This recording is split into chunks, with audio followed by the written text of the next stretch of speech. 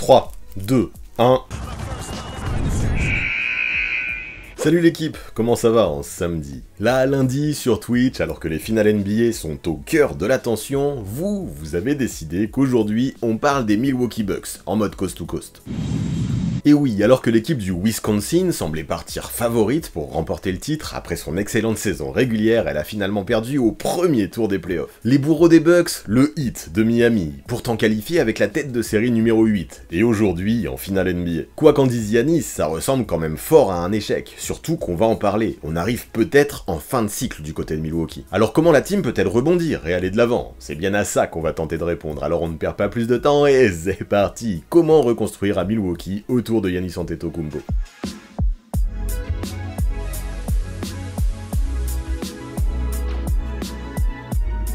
Pour commencer, il faut revenir 2 ans en arrière, lorsque les Bucks ont remporté le titre, pour la première fois depuis 1971. C'est ainsi qu'après 40 ans de disette, la franchise a pu retrouver les sommets pour le plus grand bonheur de tous ses fans. Mike Budenholzer était sur le toit du monde et était considéré comme l'un des tout meilleurs coachs de la NBA, le grand public lui ayant très rapidement pardonné ses échecs du passé. À ce moment-là, l'avenir s'annonçait complètement brillant pour ces Bucks, sauf que depuis, les choses ne se sont pas tout à fait déroulées comme prévu. En effet, en 2022, malgré une saison régulière convaincante, Milwaukee ne put pas se défaire de Boston, futur finaliste, en raison notamment d'un Grant Williams on fire lors du match 7. Peu importe, l'équipe était quand même passée très près, et avait dû faire sans Chris Middleton. À cette défaite, a priori, il y avait des raisons, en tout cas on était capable de les identifier. Il n'y avait donc pas de quoi forcément tirer tout de suite la sonnette d'alarme.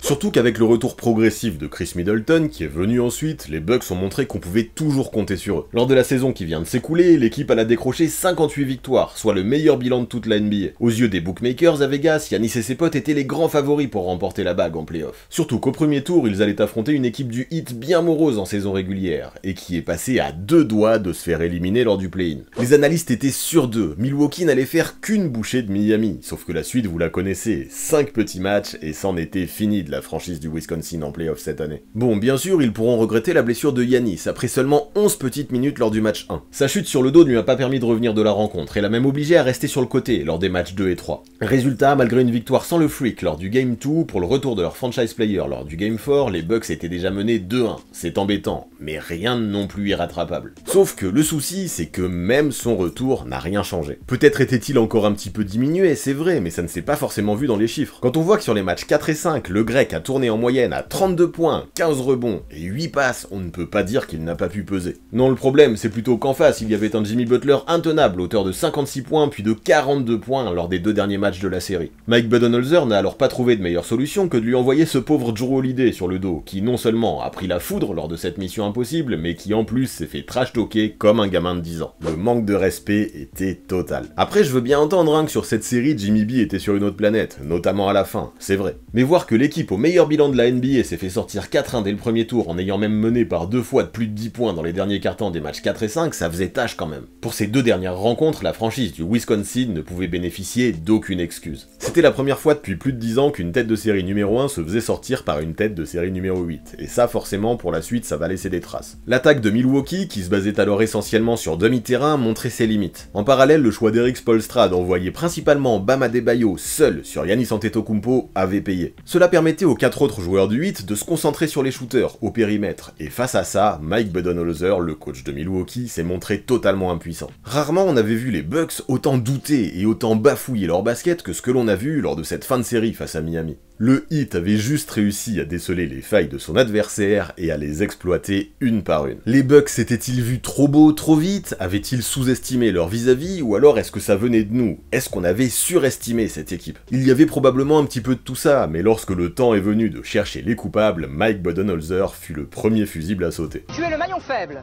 Au revoir. Et là, on l'a appris quelques jours, son successeur sera Adrian Griffin. Mais qui est-il exactement? Déjà, il est quelqu'un qui connaît bien la maison, car il en a brièvement porté les couleurs en 2008 en tant que joueur en fin de carrière, avant de passer de l'autre côté, pour y devenir l'assistant de Scott Skiles jusqu'en 2010, rôle dans lequel peu à peu il a appris le métier de tacticien. Au fur et à mesure, il a fait ses gammes, en passant notamment par Chicago, par Orlando et par OKC, mais c'est finalement à Toronto qu'il a commencé à se faire une très bonne réputation. Bras droit de Nick Nurse au Canada, il a notamment participé à l'épopée du titre de 2019, Et là, même si l'an prochain il sera considéré comme un coach rookie, avec ses 15 ans d'expérience en tant qu'assistant et ses 9 en tant que joueur, il semble pouvoir posséder les épaules et le charisme pour diriger une grosse écurie, suffisamment pour que John Horst croie en lui en tout cas. Le challenge sera grand, c'est certain, mais en ayant fréquenté plusieurs grands coachs dans sa carrière et avec une XP qui est quand même impressionnante, Adrian Griffin arrivera à Milwaukee avec un certain bagage. Puis ce qui me plaît, pour être honnête, c'est aussi comment il a participé à la stratégie de basket sans position pratiquée par les Raptors ces dernières années. Si avec l'effectif de Toronto ça a fini par montrer ses limites, quand on voit le profil de Giannis avec sa polyvalence des deux côtés du terrain, on se dit que potentiellement cela peut tout à fait correspondre à ce dont les Bucks ont besoin pour aller de l'avant. Quand l'attaque de Budenholzer a fini par se montrer trop prévisible ou trop stéréotypée, Adrian Griffin, lui, pourrait arriver et tout changer en mettant un grand coup de pied dans la fourmilière.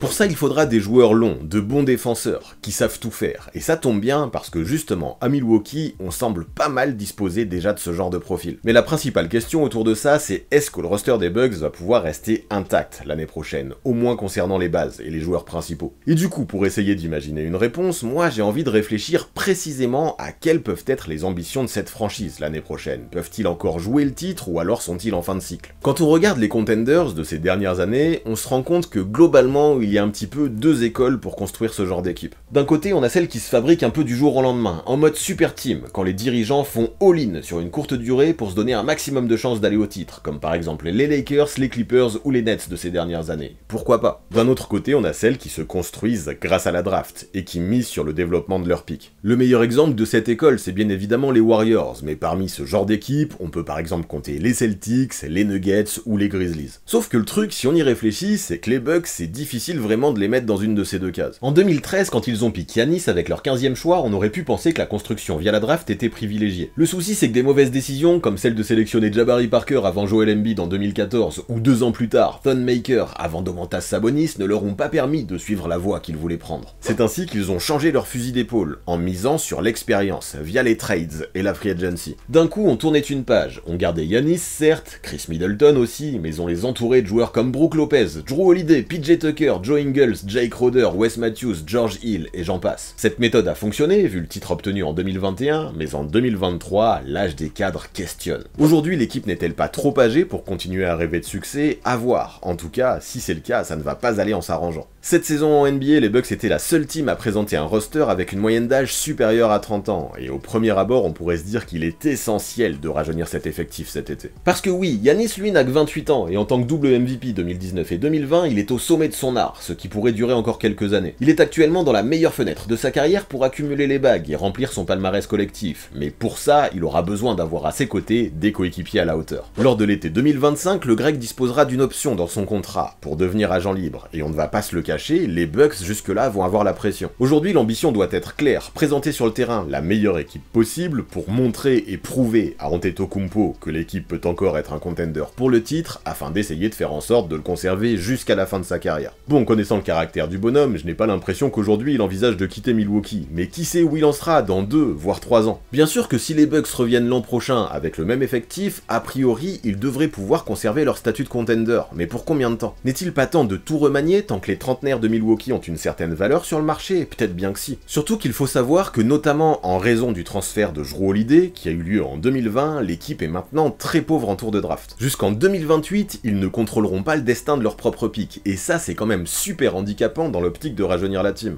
Alors la question qu'on va se poser, elle est là. Des changements drastiques sont-ils nécessaires lors de cette intersaison? A priori, il n'y a rien d'urgent. Les Bucks pourraient se laisser encore une saison avant de trop bouger. Le souci, c'est que dès cet été, des décisions importantes devront être prises. Faut-il garder le trio Lopez-Middleton-Drew malgré sa moyenne d'âge de 33 ans? Faut-il les envoyer ailleurs avant qu'il ne soit trop tard? Faut-il trouver une solution intermédiaire? J'imagine que dans la tête de John Horst, le général manager, tous les scénarios sont envisageables, surtout qu'il ne va pas avoir beaucoup de temps. C'est maintenant qu'il va falloir se mouiller. Parce que oui, non seulement un certain Brook Lopez, 35 ans, vient d'arriver au bout de son contrat à 14 millions la saison, mais en plus de ça, Chris Middleton, bientôt 33 ans, dispose d'une player option sur la saison prochaine, à hauteur de 40 millions. L'ailier pourrait ainsi décider d'aller tester le marché, pour décrocher un dernier dernier contrat, tant que sa cote est suffisamment élevée. Là vous allez me dire, la solution est simple, il faut tout faire pour les prolonger tous les deux, vu le potentiel que cette équipe, avec eux, pourrait encore avoir l'an prochain. Oui, ça semble avoir du sens, la team sort d'une campagne à 58 victoires, surtout que l'effectif, construit comme il l'est, possède de très belles qualités, qui en plus pourraient tout à fait correspondre au jeu que voudrait pratiquer a priori Adrian Griffin. Lopez a beau être âgé, il faut se rappeler que tout de même il vient de terminer 2ème dans le vote pour le défenseur de l'année. Pour ce qui est de Chris Middleton, c'est pareil, c'est un triple All-Star, et il va falloir voir ce qu'on peut faire autour de lui s'il veut tester le marché. Bien sûr, ça l'obligerait à faire une croix sur une très grosse somme l'an prochain, mais si cela lui permet de signer un deal lucratif sur plusieurs années, en contrepartie, ça peut largement compenser. Quand on voit qu'il n'est plus tout jeune et qu'il a pas mal fréquenté l'infirmerie ces derniers temps, ne pas activer son option pourrait représenter la solution de la sagesse. Si cet été, pas mal de teams pourraient lui proposer un bon deal sur plusieurs années, pas certain que ce soit le cas encore dans un an. Qu'est-ce qui vaut mieux pour Chris Middleton? Prendre 40 millions l'an prochain et peut-être galérer en 2024 pour trouver un bon contrat, ou alors prendre 160 millions sur 4 ans tout de suite? Moi, à sa place, j'aurais vite choisi. Et c'est bien là qu'est le casse-tête pour Milwaukee, vous l'avez bien compris, il faudra probablement largement sortir le portefeuille pour conserver ces deux joueurs qui en plus n'offrent aucune garantie sur le long terme. Surtout que derrière eux, dans l'effectif, il y aura d'autres agents libres pour lesquels il faudra fortement réfléchir. Parmi eux, il faut compter Meyers Leonard, Joe Ingles, Wes Matthews, Goran Dragic, Thanasis Antetokounmpo, Jake Crowder, le jeune AJ Green, mais aussi Javon Carter, qui sort de sa meilleure saison en carrière et qui a priori pourrait bien aller chercher les dollars cet été, plutôt que d'activer son option à 2,2 millions la saison. Il faut en être conscient, tout le monde ne pourra pas rester, et des choix drastiques devront être faits. Bon, ce qui est rassurant quand même, c'est que dans la liste de tous les joueurs que je viens de citer, personne non plus ne semble réellement indispensable. Ceci dit, perdre Lopez et Middleton sans recevoir aucune contrepartie en échange cet été pourrait entraîner des conséquences désastreuses pour la franchise, surtout qu'on va le voir, la situation financière ne va aider en rien pour ça. De plus, si tu veux rajeunir l'équipe et penser au futur, quel intérêt de proposer des contrats d'une durée de 4 ou 5 ans à des joueurs qui ont déjà la trentaine bien tassée? Pour John Horst, vraiment, le casse-tête est réel.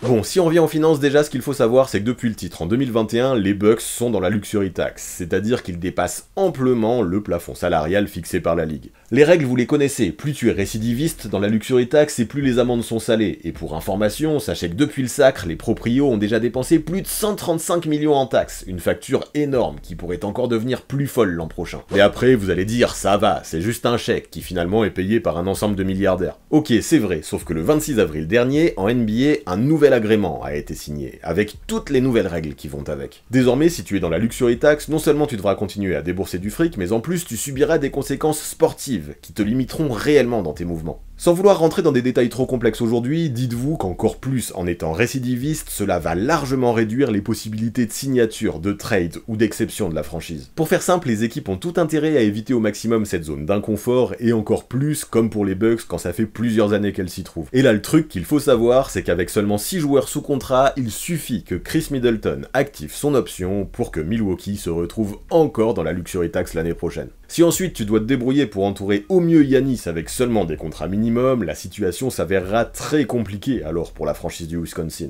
Du coup, l'une des solutions serait de faire le grand ménage en utilisant le marché des transferts et libérer de la place dans la masse salariale. Mais pour ça, de quels assets disposent les Bucks? Eh bien déjà, moi je me dis que même si ça va faire mal au cœur des fans, avec Brook Lopez et Chris Middleton, tu peux déjà potentiellement imaginer des sign and trades. Même si tu perds des pièces importantes et qu'il y a peu de chances qu'en échange tu reçoives des joueurs de même valeur, au moins tu ne les laisses pas partir contre rien, et potentiellement tu te donnes l'occasion de rajeunir l'équipe. C'est risqué c'est sûr, mais au bout d'un moment, si tu te retrouves dos au mur, c'est peut-être la solution la plus sage. Pour les mêmes raisons, un transfert de Jrue Holiday pourrait être tout à fait envisageable. Pourtant, encore une fois, le meneur a réalisé une excellente saison régulière qui lui a valu d'être All-Star. Il est toujours un excellent joueur qui pourrait plaire à beaucoup d'équipes en NBA. Cependant, il a déjà 33 ans et l'an prochain, il faudra le payer près de 37 millions. Après, il les vaut, ces 37 millions, pas de soucis. Moi, personnellement, je n'ai aucun problème avec son contrat. Ceci dit, cette année encore, ses prestations en playoff ne furent pas phénoménales et difficile d'affirmer à coup sûr qu'il pourra encore faire partie longtemps des plans de l'équipe, à moyen ou long terme. D'autres joueurs pourraient ensuite se retrouver sur le bloc, comme Grayson Allen, Pat Connaughton, Bobby Portis ou Marjon Beauchamp. Pourquoi pas, je pense qu'il y a des choses à travailler autour d'eux. Le souci, c'est que ce n'est pas eux qui te libéreront le plus de dollars, et encore moins eux qui te ramèneront des joueurs référencés en échange. À la limite, ça pourrait si les Bucks en plus de ça avaient des tours de draft à refiler et à ajouter dans le pack, mais ce n'est pas le cas. Sur les 5 prochaines années, si on compte celles-ci, les 2 seuls premiers tours dont disposent les Bucks se situent en 2024 et en 2026. Mais le problème, c'est qu'ils ne leur appartiennent pas vraiment, vu que les Pels disposent de la possibilité de les swap avec les leurs, droits qu'ils ont acquis dans le transfert de Jrue Holiday. Ces deux pics ont donc une faible valeur sur le marché, et de de toute façon, avec la règle steppienne qui oblige une équipe à disposer d'au moins un premier tour de draft tous les 2 ans, pour le moment, la franchise ne peut pas les transférer. En gros, le seul first round que les Bucks peuvent utiliser dans un trade aujourd'hui, c'est celui de 2029. Ça fait loin. Là, on s'en rend compte. En réunissant toutes ces conditions, et en plus en ajoutant les nouvelles règles du nouvel accord signé avec la NBA, la franchise est très limitée dans ses mouvements. La première piste, c'est de repartir avec la même base, vieillissante, mais tu payes une fortune en luxury tax et tu n'as pas la marge pour te payer des joueurs de qualité, pour renforcer ce que tu as déjà. La deuxième piste, c'est de tout exploser, sans avoir aucune garantie en retour de recevoir des joueurs qui te permettront de rejouer le titre tout de suite. La meilleure solution serait donc peut-être de trouver un entre-deux, mais c'est assurément bien plus facile à dire qu'à mettre en place. Néanmoins, dans un monde où tout serait possible, quel type de joueurs les Bucks pourraient cibler pour se renforcer? Pour moi, le profil numéro 1 reste le même. Vu qu'Giannis n'a pas réussi réellement ces dernières saisons à progresser sur son tir extérieur, il faut des shooters pour l'entourer et pour lui créer de l'espace. En parallèle, il faut aussi de la défense au périmètre, justement pour contenir des joueurs comme Jimmy Butler, chose qui n'a pas pu être faite en playoff cette année. Le souci, c'est que chez les Bucks, sur les postes extérieurs, les meilleurs shooters sont Grayson Allen, Pat Connaughton et Chris Middleton.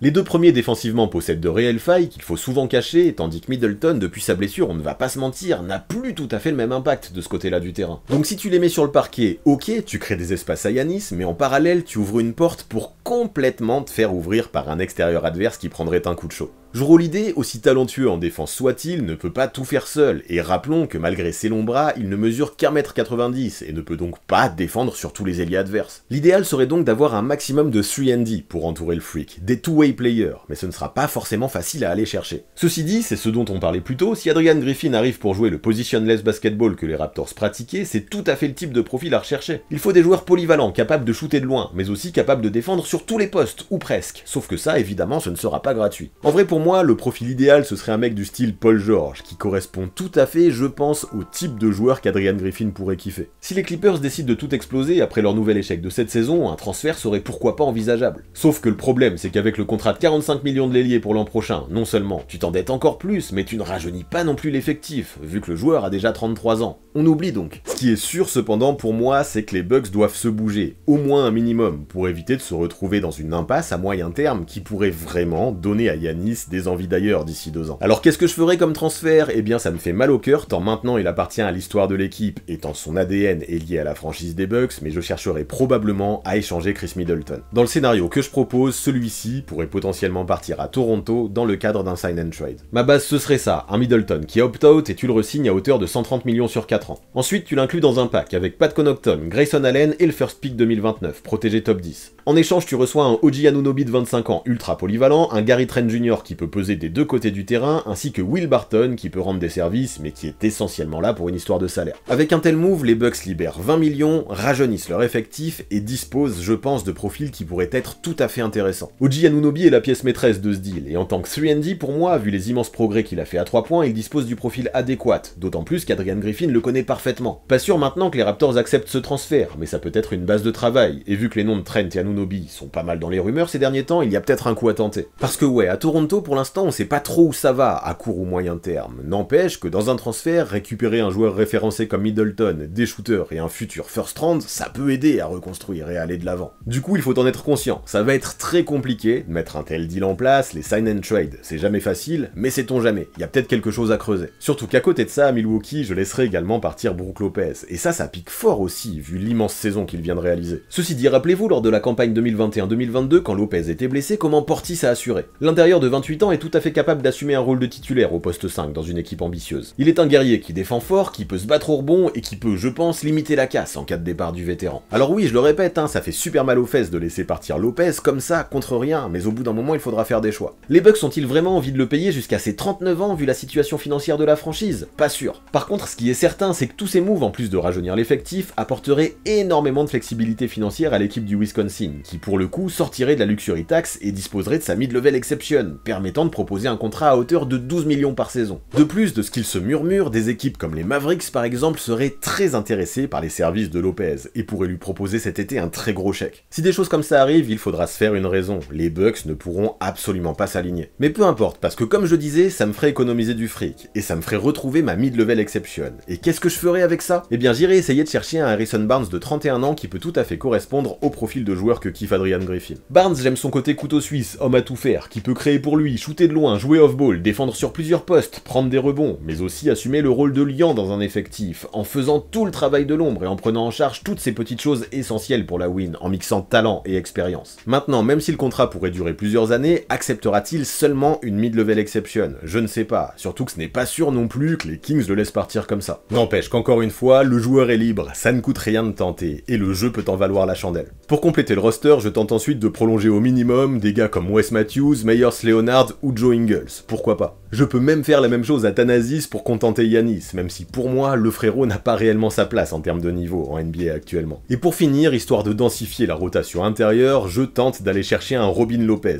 toujours au minimum, ça consolera peut-être les grands fans de Brooks, son frère jumeau. Là j'ai l'impression que l'effectif aurait de la gueule et répondrait à pas mal de problématiques que j'ai évoquées jusque-là dans cette vidéo. Du coup, histoire de récap, on va regarder, je vais vous montrer ce que ça donne. Dans le 5 déjà, j'adore ce que peut faire la ligne arrière composée de Drew Holiday et Gary Trent Jr. défensivement. Elle pourrait mettre une pression folle sur le porteur de balle adverse, mais aussi rentrer des shoots ouverts de l'autre côté du terrain. OG Anunoby ensuite, on en a parlé, il dispose pile du profil que je recherchais pour entourer le Greek Freak. Puis dans la raquette, la doublette Giannis Portis a déjà fait ses preuves, pour moi ça fit. Surtout qu'enfin dans la seconde unit, qui serait drivée par Harrison Barnes dans le rôle de 6ème homme de qualité, on aurait tout plein de joueurs intéressants et expérimentés. Perso, cet effectif me plaît. Maintenant, est-ce que je peux assurer qu'il sera plus performant que celui que les Bucks avaient cette saison? Non. Et pour être honnête, j'ai même des doutes là-dessus. Perdre Middleton et Lopez, ça peut faire très mal, et je ne peux pas promettre que comme ça jouera le titre direct. Cependant, si mon objectif c'est de jouer le titre sur la durée, et m'assurer que Giannis reste, à l'avenir, ça peut tout de même être très intéressant, je pense. En rajeunissant le roster autour de lui, en libérant de la masse salariale et en recrutant des joueurs qui semblent correspondre au basket que veut jouer Adrian Griffin, je m'offre la chance d'être compétitif sur plusieurs années, et je ne suis pas à l'abri d'une bonne surprise si la mayonnaise prend vite. De plus, je tiens à rappeler, mais rappelez-vous ce que ça a donné, les Bucks, il y a 2 ans, quand Lopez puis Middleton se sont blessés tour à tour pendant la saison, puis pendant les playoffs. Cette équipe restait quand même très forte, et avec les pièces que j'apporte, comme Anunoby, comme Barnes ou comme Gary Trent Jr., je la renforce encore plus. Alors Lopez et Middleton sont-ils si essentiels que ça? Je pense que oui, mais vu leur âge et vu leur tarif, je pense que ce serait une erreur de vouloir les retenir absolument à tout prix. Si je suis totalement honnête, je pense même qu'ils vont plutôt prôner la stabilité cet été, quitte à se ruiner, histoire de voir ce que ça pourrait donner au moins l'année prochaine, avant potentiellement de tout exploser. Ceci dit, je pense qu'il est quand même très important d'assurer ses arrières quant à l'avenir. Voilà pourquoi j'ai voulu me mettre aujourd'hui dans la peau du GM qui peut potentiellement envisager les choses autrement. En fait, même si je n'ai pas du tout la prétention d'avoir les qualités suffisantes pour créer et construire une équipe NBA qui fonctionne, je voulais me prêter à l'exercice. Mon but était simple pour ces Bucks, rester compétitif à l'instant T tout en essayant d'obtenir plus de certitude pour le futur, en rajeunissant l'effectif et en libérant de la masse salariale. Maintenant, vous vous en doutez, dans la pratique, ça ne fonctionnera pas aussi facilement que ce que moi j'ai pu faire avec ma trade machine de Fanspo et avec Spotrac, c'est certain.